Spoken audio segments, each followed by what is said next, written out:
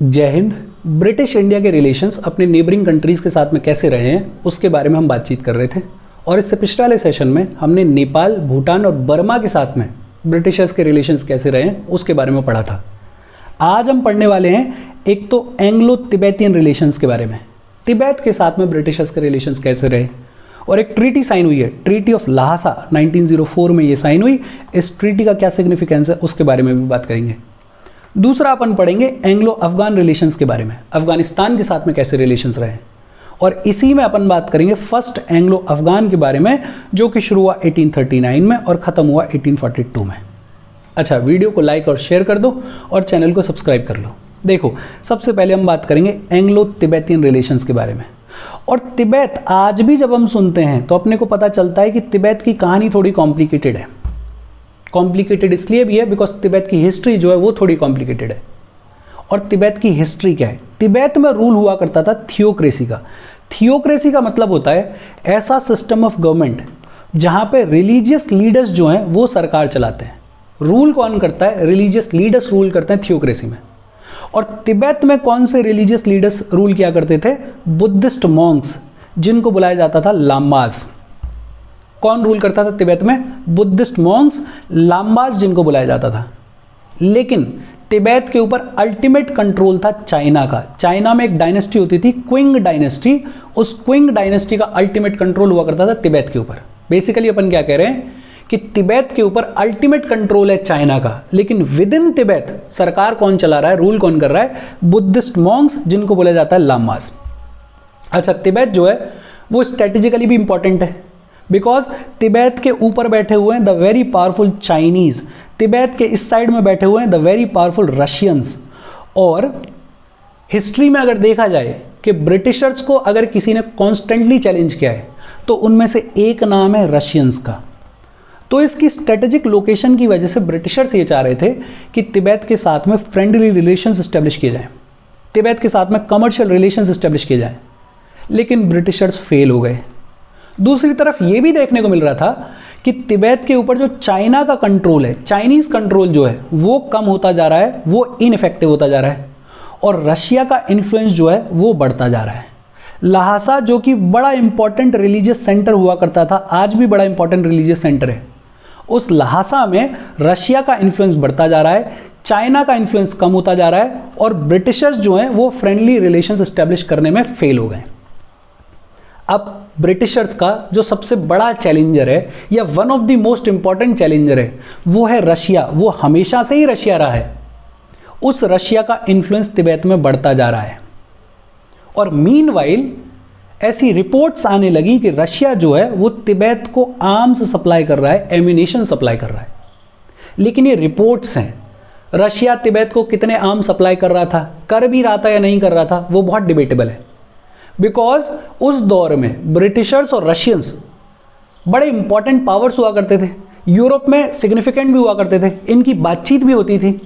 और ऐसी ही एक बातचीत के दौरान अप्रैल 1903 में रशियन गवर्नमेंट ने ब्रिटिशर्स को ये अश्योरेंस दिया था कि भाई हमारा तिब्बत से कोई लेना देना नहीं है, we are not interested in Tibet. एक तरफ रशियन गवर्नमेंट ने अप्रैल 1903 में ब्रिटिशर्स को ये कहा है कि हमें तिब्बत से कोई मतलब नहीं है, दूसरी तरफ ऐसी रिपोर्ट्स आ रही हैं जहां ये कहा जा रहा है कि रशिया जो है वो तिब्बत को आर्म्स सप्लाई कर रहा है। ऐसे में ब्रिटिश इंडिया में बैठे हुए वाइसरॉय लॉर्ड कर्जन जो है वो परेशान है। और लॉर्ड कर्जन की पर्सनैलिटी इस चीज़ से समझी जा सकती है, ये वही आदमी है जो बंगाल के पार्टीशन के लिए रिस्पॉन्सिबल था। 1905 में जो बंगाल का पार्टीशन हुआ, जिसके बारे में आगे चलते हुए अपन पढ़ेंगे, उसके लिए लॉर्ड कर्जन रिस्पॉन्सिबल थे। तो आप समझ सकते हो कि बड़ा प्रोएक्टिव आदमी था। तो लॉर्ड कर्जन को ये लगने लगा कि भाई साहब कल को अगर रशिया ने कंट्रोल कर लिया तिब्बत को तो फिर अगली बारी हमारी है, बिकॉज जो ब्रिटिश डोमिनियंस हैं वो तिब्बत से बिल्कुल लगे हुए हैं, तो हमें किसी भी तरीके से तिब्बत को अपने कंट्रोल में लेना पड़ेगा। लॉर्ड कर्जन ने क्या किया? लॉर्ड कर्जन ने एक गोरखास की छोटी सी आर्मी तिब्बत भेजी। किसके under? Under colonel Younghusband. कब भेजी? दिसंबर 1903 में। और ये वही गोरखास हैं नेपाल वाले जिनके साथ में ट्रीटी ऑफ सगोली साइन हुई थी 1816 में। और गोरखास जो हैं वो बेहद लॉयल फोर्स रहे थे ब्रिटिशर्स के लिए। इन गोरखास की एक छोटी सी army under colonel Younghusband Lord Curzon ने भेजी तिब्बत दिसंबर 1903 में। उद्देश्य क्या था? उद्देश्य बड़ा सिंपल था कि तिब्बतियंस को मनाओ कि वो हमारे साथ में एक अग्रीमेंट साइन करें, हमारे साथ में मिलजुल के रहें। लेकिन तिब्बतियंस ने रिफ्यूज़ कर दिया और कर्नल यंग हस्बैंड की इस आर्मी को रजिस्ट करना शुरू किया। जब रजिस्टेंस फेस करने को मिला तो ब्रिटिशर्स का बड़ा सिंपल सा पॉलिसी था कि या तो प्यार से मानो, नहीं तो लड़ने के लिए तो हम तैयार हैं। और वही हुआ। जैसे ही तिब्बतियंस ने कर्नल यंग हस्बैंड को रजिस्ट किया, कर्नल यंग हस्बैंड ने ल्हासा को कैप्चर करने की शुरुआत कर दी, जो कि बड़ा इंपॉर्टेंट सेंटर था। यंग हस्बैंड एंटर्ड ल्हासा 1904 में, और वहाँ जो दलाई लामा बैठे हुए थे, मतलब जो बुद्धिस्ट मॉन्क जो कि रूल कर रहे थे वो बैठे हुए थे, वो भाग गए। अब ये बेचारे दलाई लामा रिलीजियस लीडर, लड़ने भिड़ने से इनका कोई मतलब ही नहीं था, तो ये तो बेचारे अपनी जान बचा के भाग गए। और फिर एक ट्रीटी साइन की गई, ट्रीटी ऑफ ल्हासा इन 1904। अभी तक अपन ने क्या बात की कि तिब्बत पे थियोक्रेसी का रूल हुआ करता था, बेसिकली रिलीजियस लीडर्स रूल किया करते थे। और वो रिलीजियस लीडर्स कौन थे? बुद्धिस्ट मॉन्क्स, जिनको बुलाया जाता था लामाज। लेकिन अल्टीमेट कंट्रोल किसका था? अल्टीमेट कंट्रोल तिब्बत के ऊपर था चाइना का। ब्रिटिशर्स कोशिश कर रहे थे एक तरफ कि तिब्बत के साथ में फ्रेंडली रिलेशंस एस्टेब्लिश हो जाएं, दूसरी तरफ चाइना का कंट्रोल कम होता जा रहा था और रशिया का इन्फ्लुएंस बढ़ता जा रहा था। खबरें ये आ रही थी कि रशिया जो है वो तिब्बत को आर्म्स सप्लाई कर रहा है। और कर्जन साहब जो कि उस टाइम पे ब्रिटिश इंडिया के वाइसरॉय थे, उनको लग रहा था कि कहीं कल को ऐसा ना हो कि रशिया जो है वो तिब्बत को कंट्रोल कर ले। तो उन्होंने गोरखास की एक छोटी सी army under colonel Younghusband भेजी तिब्बत दिसंबर 1903 में। क्या काम था इसका? कि तिब्बतियंस के साथ में अग्रीमेंट साइन करो, उनको बोलो कि हमारे साथ मिल के रहें। लेकिन तिब्बतियंस ने रिफ्यूज़ कर दिया। कर्नल यंग हस्बैंड ने ल्हासा में एंट्री शुरू कर दी, कैप्चर करना शुरू कर दिया 1904 में। दलाई लामा भाग गए और एक ट्रीटी साइन हुई, ट्रीटी ऑफ ल्हासा इन 1904। और इस ट्रीटी ऑफ ल्हासा में क्या कहा गया? एक तो ये कहा गया कि वॉर के लिए जो भी नुकसान हुआ है ब्रिटिशर्स का, उसके बदले में तिब्बत जो है वो पे करेगा। कितने पैसे पे करेगा? 74 लाख। अब तिब्बत जो है वो खुद चाइना के अंडर ऑपरेट कर रहा था, उसके पास कहाँ इतना पैसा होगा। तो इनको बोला गया कि हर साल आप 1 लाख रुपया पेमेंट करोगे, और जब तक ये 74 लाख आपके चुक नहीं जाएंगे तब तक चुम्बी वैली, जो कि भूटान और सिक्किम के बीच में, अगर आपने मैप देखा होगा तो ऐसे कुछ सिक्किम है और फिर इधर भूटान है, इधर जो वैली है उसको बोलते हैं चुम्बी वैली। ये अभी रिसेंटली खूब न्यूज़ में भी रही थी। ब्रिटिशर्स ने बोला कि आपको 74 लाख रुपीस देने हैं वॉर के खर्चे के तौर पे। इकट्ठा आप दे नहीं सकते हो तो 1 लाख रुपए पर एनम दो, और जब तक आप ये 1 लाख रुपए पर एनम दोगे, सिक्योरिटी के तौर पे चुम्बी वैली वो आपको हमें देनी पड़ेगी, वो आपको इंडिया को देनी पड़ेगी फॉर द नेक्स्ट 75 ईयर्स। भाई 74 लाख रुपीज़ हैं, अगले 75 साल में आप ये चुका दोगे, तब तक के लिए चुम्बी वैली का कंट्रोल किसके पास में रहेगा? हमारे पास में रहेगा। ब्रिटिशर्स ने ट्रेड मार्ट्स खोले, यांगदुंग में, गेंस्टे में, गरटोक में। बड़ा इंपॉर्टेंट मार्केट सेंटर हुआ करता था ये तीनों जगहों पे, वहाँ पे ट्रेड मार्ट्स खोले गए। तिब्बत को बोला गया कि किसी भी दूसरे फॉरेनर स्टेट को आप रेलवेज में, रोड्स में, टेलीग्राफ वगैरह में, उसमें कोई भी कंसेशन नहीं दोगे, मतलब कोई छूट नहीं दोगे कि आपको पैसेज दे रहे हैं हम, रेलवेज में आपको कुछ माफ़ी दे रहे हैं हम, रोड से हम निकलने के लिए आपको कुछ कंसेशन दे रहे हैं। ऐसा कोई भी कंसेशन तिब्बत किसी भी फॉरेन स्टेट को नहीं देगा।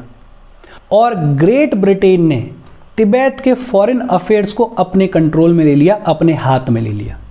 ट्रीटी ऑफ ल्हासा 1904 के थ्रू क्या कहा गया कि एक तो आप हमें 74 लाख रुपीस पे करोगे, क्योंकि आपके पास 74 लाख रुपीस इकट्ठे नहीं है, तो आप 1 लाख रुपए पर एनम हमें पेमेंट करते रहो, तब तक सिक्योरिटी के तौर पर चुम्बी वैली किसके कंट्रोल में रहेगी? इंडिया के कंट्रोल में रहेगी।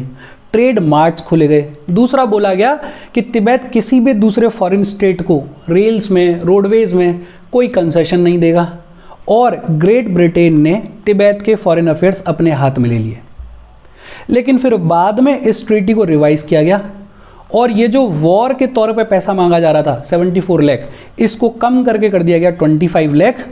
और चुम्बी वैली को इवैक्यूएट करने के लिए बोला, ब्रिटिशर्स ने बोला कि हम 3 साल बाद चुम्बी वैली को खाली कर देंगे। और अल्टीमेटली चुम्बी वैली को इवैक्यूएट किया गया जनवरी 1908 में। इनिशियली तो बोल रहे थे कि अगले 75 ईयर्स तक चुम्बी वैली हमारे पास रहेगी और पैसा देना है आपको 74 लाख। लेकिन बाद में जब ट्रीटी को रिवाइज किया गया तो वॉर के लिए जो पैसा मांगा जा रहा था वो कम कर दिया गया और वो कर दिया गया 25 लाख रुपीज़। और चुम्बी वैली को इवैक्यूएट कर दिया ब्रिटिशर्स ने आफ्टर 3 ईयर्स। मतलब जनवरी 1908 में चुम्बी वैली पे जो भी कंट्रोल इस्टेब्लिश किया था ब्रिटिशर्स ने, उसको वापस से रिटर्न कर दिया, कोई दिक्कत वाली बात नहीं थी। अच्छा, ये जो ट्रीटी ऑफ ल्हासा साइन हुई, ये जो एक तरीके से ब्रिटिशर्स और तिब्बत के बीच में थोड़ी बहुत लड़ाई चली, उसके बैकग्राउंड में रीजन क्या था? उसके बैकग्राउंड में रीजन था रशिया के ऊपर सस्पिशन, और इस सस्पिशन के चलते ये पूरी कहानी गढ़ी गई। लेकिन इस पूरी कहानी का फायदा किसको हुआ? अल्टीमेटली फायदा हुआ चाइना को, बिकॉज जब ये सब कुछ हो रहा था तो 1907 में एक कन्वेंशन हुआ, एंग्लो रशियन कन्वेंशन। दो पावर्स, ब्रिटिशर्स और रशिया, दोनों बैठे बातचीत करने के लिए, और उस बातचीत में इन दोनों पावर्स ने डिसाइड किया कि तिब्बत से रिलेटेड कोई भी नेगोशिएशन दोनों ही पावर्स तब तक नहीं करेंगी जब तक चाइना मीडिएट नहीं करेगा, जब तक चाइना बिचौलिए का रोल प्ले नहीं करेगा। और फिर अल्टीमेटली धीरे धीरे आगे चल के अपन देखते हैं कि ये जो अल्टीमेट कंट्रोल है तिब्बत का, वो किसके पास चला गया? चाइना के पास में चला गया।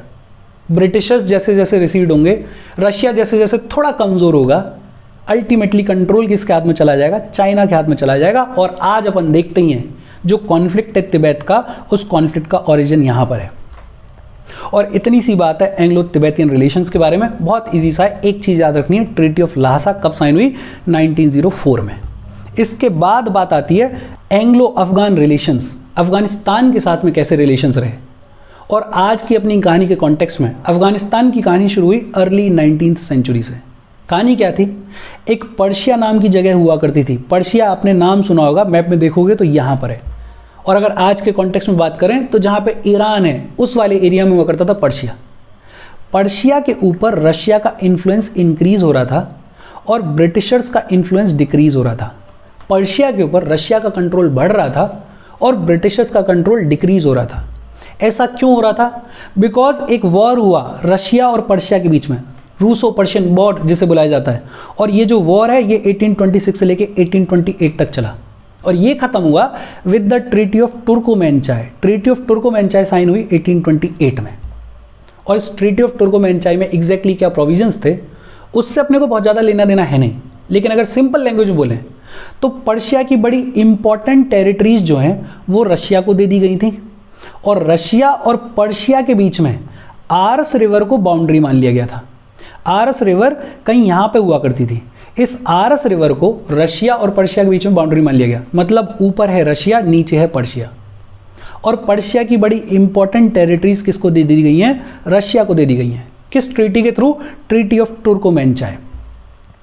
और बड़ा सिंपल अपने को दिख रहा है कि रशिया का जो इन्फ्लुएंस है, रशिया का जो कंट्रोल है, रशिया की जो पकड़ है पर्शिया के ऊपर, वो सिग्निफिकेंटली इंक्रीज होती हुई दिख रही है। और जैसे ही रशिया का इन्फ्लुएंस पर्शिया में बढ़ने लगा तो ब्रिटिशर्स परेशान हो गए, और ब्रिटिशर्स ने दिमाग लगाया, और उन्होंने दिमाग लगाया कि हमें अफगानिस्तान के साथ में फ्रेंडली रिलेशंस इस्टेब्लिश करने की ज़रूरत है। और आइडिया बड़ा सिंपल था कि पर्शिया में रशिया का कंट्रोल बढ़ रहा है तो हम अफगानिस्तान के साथ में दोस्ती कर लेते हैं, अफगानिस्तान के ऊपर अपना इन्फ्लुएंस बढ़ाना शुरू कर देते हैं, अफगानिस्तान को अपने कंट्रोल में ले लेते हैं, ताकि कल को अगर रशिया आगे बढ़ने की कोशिश करे तो अफगानिस्तान को as a buffer state, buffer zone use किया जा सके। बिकॉज बड़ा सिंपल है ना, आज रशिया पर्शिया में पावरफुल है, कल को अगर रशिया आगे बढ़ना चाहेगा तो बारी अफगानिस्तान की है, और अगर अफगानिस्तान में सक्सेसफुल हो गया फिर तो ब्रिटिश डोमिनियन शुरू हो ही जाते हैं, तो फिर ब्रिटिशर्स की बारी है। तो ब्रिटिशर्स जो हैं वो ये कह रहे हैं कि क्योंकि पर्शिया में रशिया का इन्फ्लुएंस बढ़ रहा है, हमें अफगानिस्तान के साथ में दोस्ती करनी पड़ेगी, हमें अफगानिस्तान में अपना इन्फ्लुएंस बढ़ाना पड़ेगा। और ऐसे में टाइमिंग देखो कि इंडिया में एक गवर्नर जनरल हैं जिनका नाम है ऑकलैंड। ऑकलैंड गवर्नर जनरल रहे 1836 से लेके 1842 तक, और इनकी पॉलिसी होती थी फॉरवर्ड पॉलिसी। और फॉरवर्ड पॉलिसी का सिंपल सा मतलब है government of India has to take steps to protect boundary of British India from probable Russian attack. Forward policy के तहत ऑकलैंड क्या कह रहे थे कि कल को रशिया अटैक करे, कल को रशिया का अटैक हो सकता है, उससे पहले ही क्यों ना हम प्रोएक्टिव अप्रोच अपनाएं, हम पहले से ही कुछ ऐसे स्टेप्स लेंगे जिनके थ्रू ब्रिटिश इंडिया की जो बाउंड्री है, ब्रिटिश इंडिया के जो डोमिनियंस हैं, ब्रिटिश इंडिया के जो बॉर्डर्स हैं, उनको प्रोटेक्ट किया जा सके। ये जो अफगानिस्तान में इन्फ्लुएंस बढ़ाने की बात हो रही है, ये भी फॉरवर्ड पॉलिसी का हिस्सा ही है। बेसिकली हो क्या रहा है, रशिया अभी तक आया नहीं है, लेकिन रशिया का इन्फ्लुएंस पर्शिया में बढ़ रहा है, तो आप पहले से ये बोल रहे हो कि कल को रशिया आ सकता है, कल को रशिया अटैक कर सकता है, इसलिए हम पहले से ही अफगानिस्तान के साथ में अपनी दोस्ती मजबूत कर रहे हैं। फॉरवर्ड पॉलिसी एग्जैक्टली वही है। Government of India has to take steps to protect boundary of British India from probable Russian attack. अब ये जब दोस्ती स्टैब्लिश की जाएगी, ये जब स्टेट्स को बफर जोन की तरीके से क्रिएट किया जाएगा, तो दो तरीके कैसे क्रिएट हो सकता है। एक तो ये हो सकता है कि ब्रिटिश इंडिया आसपास के लोगों के साथ में ट्रीटी साइन करे, अगर वो ट्रीटी से ना माने तो वॉर कर ले, और अफगानिस्तान के साथ में वही हुआ। अफगानिस्तान में उस टाइम पे अफगान आमिर दोस्त मोहम्मद हुआ करते थे, और ब्रिटिशर्स पहुंचे दोस्त मोहम्मद के पास में बातचीत करने के लिए। ब्रिटिश इंडिया से उनको भेजा गया दोस्ती करने के लिए। दोस्त मोहम्मद भी ब्रिटिशर्स के साथ में फ्रेंडशिप करना चाह रहे थे, लेकिन इनकी एक कंडीशन थी।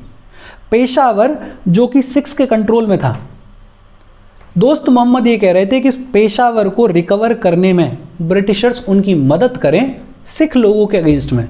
और उस टाइम पे सिख लोगों को रूल कर रहे थे the very powerful Ranjit Singh, और ब्रिटिशर्स रंजीत सिंह के साथ में पंगा नहीं लेना चाह रहे थे।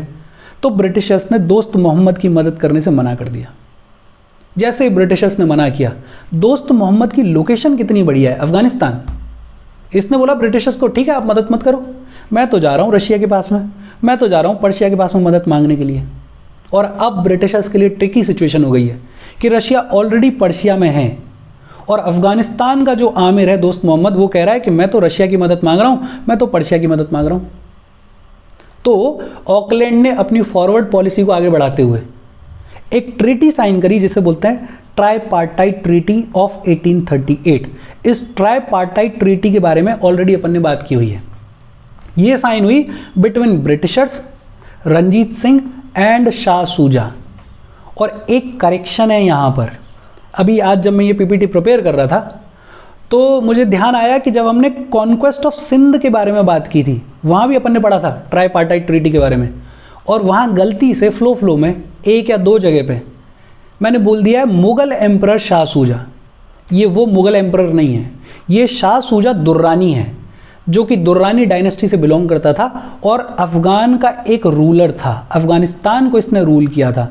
तो ये करेक्शन है, जो लोग रेगुलर देख रहे हैं वो थोड़ा ध्यान में रखो। हालांकि कोई बहुत बड़ी गलती नहीं है, हो जाता है फ्लो में, लेकिन फिर भी ध्यान रखो कि ये जो ट्राईपार्टाइट ट्रीटी 1838 में साइन हुई, ये साइन हुई ब्रिटिशर्स, रंजीत सिंह और दुर्रानी डायनेस्टी के शाह सूजा के साथ में।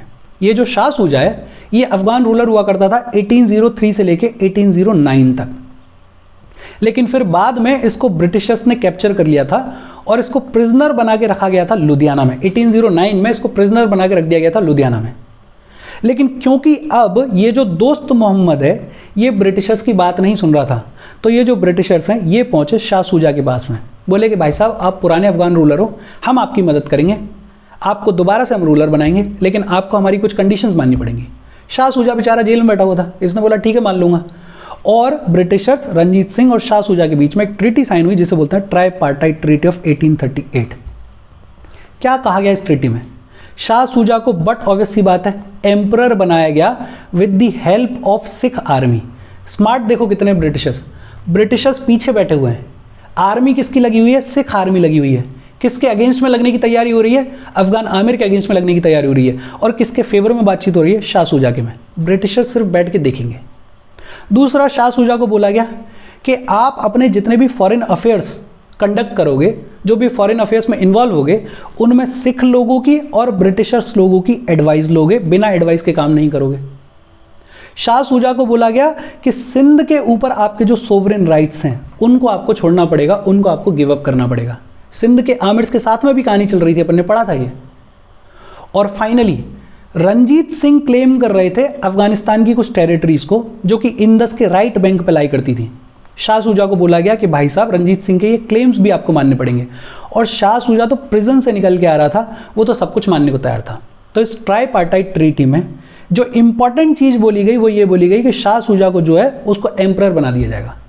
लेकिन जब ये ट्राईपार्टाइट ट्रीटी साइन हो रही थी 1838 की, उसी ड्यूरेशन में पॉलिटिकल सिचुएशन चेंज हुई। पॉलिटिकल सिचुएशन में क्या चेंज हुआ? पर्शिया ने बोला कि भाई साहब हमारा कोई लेना देना नहीं है, हम जा रहे हैं वापस। और रशिया ने बोला कि हमारा भी कोई लेना देना नहीं है। रशिया ने अपना एक एनवॉय भेजा था काबुल अफगानिस्तान में, उसको वापस बुला लिया। पर्शिया ने भी विड्रॉ कर लिया, रशिया ने भी विड्रॉ कर लिया। अब आप समझ सकते हो कि ये जो ट्राईपार्टाइट ट्रीटी ऑफ 1838 साइन हुई थी, इसके बैकग्राउंड में तो रशिया ही था ना, कि रशिया का इन्फ्लुएंस बढ़ रहा है, इसलिए हमें अफगानिस्तान के साथ में दोस्ती बढ़ानी है। और क्योंकि अफगानिस्तान का आमिर दोस्त मोहम्मद हमारी बात नहीं सुन रहा, इसलिए हम शाह शुजा को वापस लेकर आ रहे हैं। लेकिन अब तो रशिया वापस चला गया, पर्शिया वापस चला गया, तो इस ट्राईपार्टाइट ट्रीटी का कोई मतलब नहीं है अगर देखोगे तो।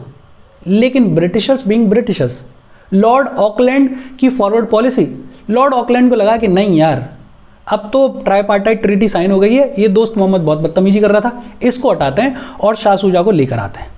तो इररिस्पेक्टिव ऑफ कि पॉलिटिकल सिचुएशन चेंज हुई, ब्रिटिशर्स ने डिसाइड किया कि वो अपनी फॉरवर्ड पॉलिसी को इंप्लीमेंट करेंगे, वो इस ट्राईपार्टाइट ट्रीटी को इंप्लीमेंट करेंगे। और इसी इंप्लीमेंटेशन के वजह से शुरू हुआ first Anglo Afghan war in 1839, जो कि खत्म होगा 42 में। बेसिकली ब्रिटिशर्स का आइडिया ये था कि Britishers once and for all एक परमानेंट बैरियर बनाना चाह रहे थे नॉर्थ वेस्ट की तरफ से जितने भी अग्रेसिव फोर्सेस आ रही थी या आ सकती थी। जैसे रशिया आने की कोशिश कर रहा था, पर्शिया आने की कोशिश कर रहा था, कोशिश नहीं कर रहा था तो कम से कम कहानी तो चली रही थी। तो अब ब्रिटिशर्स को ये लग रहा था कि यार ये ट्राईपार्टाइट ट्रीटी साइन हो गई है, क्यों ना एक बार में ये सॉल्यूशन कर ही दिया जाए और अफगानिस्तान को अपने कंट्रोल में ले लिया जाए, क्यों फालतू में इसको डिले किया जाए। और इसी बैकग्राउंड में फर्स्ट एंग्लो अफगान वॉर की शुरुआत हुई। कब शुरू हुआ? 1839 में शुरू हुआ। कब खत्म होगा? 1842 में शुरू होगा। क्या हुआ? अगस्त 1839 में ब्रिटिश आर्मी जो है वो काबुल के अंदर एंटर कर जाती है। अफगानिस्तान की सबसे important city, capital city Kabul में एंटर कर जाती है। और काबुल में जितने भी रजिस्टिंग ट्राइब्स थे, जितने भी रजिस्टिंग फोर्सेस थे, उनको ब्राइब दिया गया, उनको पैसा दिया गया। तो ज़्यादातर ट्राइब्स जो हैं वो ब्रिटिशर्स के साथ में आ गए। दोस्त मोहम्मद के पास में कोई रास्ता बचा नहीं और दोस्त मोहम्मद ने 1840 में सरेंडर कर दिया। दोस्त मोहम्मद ने सरेंडर कर दिया और ये जो शाह शुजा है इसको अफगानिस्तान का आमिर बना दिया। लेकिन ये जो शाह शुजा है ये अफगानिस्तान के लोकल्स के बीच में इतना अनपॉपुलर था कि लोकल्स ने शाह शुजा के आमिर बनने पे आवाज़ उठाना शुरू किया, उसको अपोज करना शुरू किया। लेकिन ब्रिटिशर्स पावरफुल थे तो ब्रिटिशर्स ने शाह शुजा को बिठा दिया गद्दी पे। लेकिन जैसे ही ब्रिटिशर्स वापस गए, अफगानिस्तान के लोकल लोगों ने रिबेल कर दिया और इतना भयंकर रिबेल किया कि कमांडर को मार दिया। काबुल में एक कमांडर को मार दिया गया। ब्रिटिशर्स बेचारे कंपेल हो गए एक नई ट्रीटी साइन करने के लिए 1841 में। भाई ब्रिटिशर्स चाहे जितने भी पावरफुल हों, लेकिन जब लोकल आदमी उनको सपोर्ट नहीं करेगा तो झुकना पड़ेगा। इंडिया में भी यही हुआ ना, गांधी आए, लोकल सपोर्ट मिला, लोकल लोग यूनाइट हुए, ब्रिटिशर्स को जाना पड़ा। हर एक कंट्री में, हर एक जगह पे यही कहानी रही है। अफगानिस्तान में भी यही हुआ। शाह शुजा को इन्होंने आमिर बनाया। शाह शुजा बेहद अनपॉपुलर था और इसके अगेंस्ट में अफगानिस्तान के लोगों ने रिबेल किया। इनफैक्ट काबुल में जो कमांडर था उसको मार दिया। ब्रिटिशर्स बेचारे फोर्स हो गए इस चीज़ के लिए कि उन्होंने एक नई ट्रीटी साइन करी 1841 में। एक तो उन्होंने बोला कि हाँ, हम अफगानिस्तान को खाली कर देंगे, और दूसरा दोस्त मोहम्मद को दोबारा से उन्होंने आमिर बनाने के लिए अग्री कर लिया। अच्छा, अग्री तो कर लिया 1841 में, लेकिन ब्रिटिशर्स को अभी भी लग रहा है कि हम हार गए यार, हम जो करना चाह रहे थे वो हुआ नहीं। तो सितंबर 1842 में इन्होंने दोबारा से अपनी आर्मी भेजी और काबुल को ऑक्यूपाई कर लिया। लेकिन पहले जो हुआ था वो दोबारा रिपीट होता, ब्रिटिशर्स को पता था। तो ब्रिटिशर्स ने क्या किया, इस बार जब काबुल को ऑक्यूपाई किया तो इन्होंने दोस्त मोहम्मद के साथ में बैठ के बातचीत की और इस बार इन्होंने बोला कि हाँ, हम अफगानिस्तान को खाली छोड़ देंगे, इवैक्यूएट कर देंगे। दोस्त मोहम्मद को इन्होंने इंडिपेंडेंट रूलर ऑफ अफगानिस्तान की तरह से रिकॉग्नाइज कर लिया। एक तरीके से ब्रिटिशर्स की हार हुई फर्स्ट एंग्लो अफगान वॉर में। इनफैक्ट इस वॉर में लगभग 1.5 करोड़ रुपया खर्च हुआ ब्रिटिशर्स का और लगभग 20,000 लोग इन्वॉल्व हो गए, मारे गए, और फ़ायदा कुछ नहीं हुआ। अल्टीमेटली वही दोस्त मोहम्मद जो है वो अफगान आमिर रहा। वही ब्रिटिशर्स जो नॉन प्रेजेंट थे पहले अफगानिस्तान में, वो अब भी नॉन प्रेजेंट है। एक तरीके से ब्रिटिशर्स जो हैं वो फर्स्ट एंग्लो अफगान वॉर में हार गए थे। इसके बाद फिर सेकंड एंग्लो अफगान वॉर भी होगा, उसके बारे में बातचीत अपन अगले सेशन में करेंगे। यहाँ तक कोई डाउट हो तो प्लीज़ कमेंट। एक चीज़ ध्यान रखना, ये मेरे को याद आ गया है तो मैं बता रहा हूँ बार बार, कि वो जो सिंध कॉन्क्वेस्ट वाला लेक्चर है उसमें गलती से 1 या 2 जगह पे मुगल एम्परर शाह शुजा बोल दिया है। ये वो वाला मुगल एम्परर नहीं है, ये अफगान रूलर है, दुर्रानी डायनेस्टी से बिलोंग करता था। ट्राईपार्टाइट ट्रीटी ऑफ 1838 3 लोगों के बीच में साइन हुई थी, ब्रिटिशर्स, रंजीत सिंह और शाह शुजा ऑफ दुर्रानी डायनेस्टी। ये ध्यान रख लेना। बाकी चीज़ें सब सही है। कोई डाउट हो please comment. Thank you very much.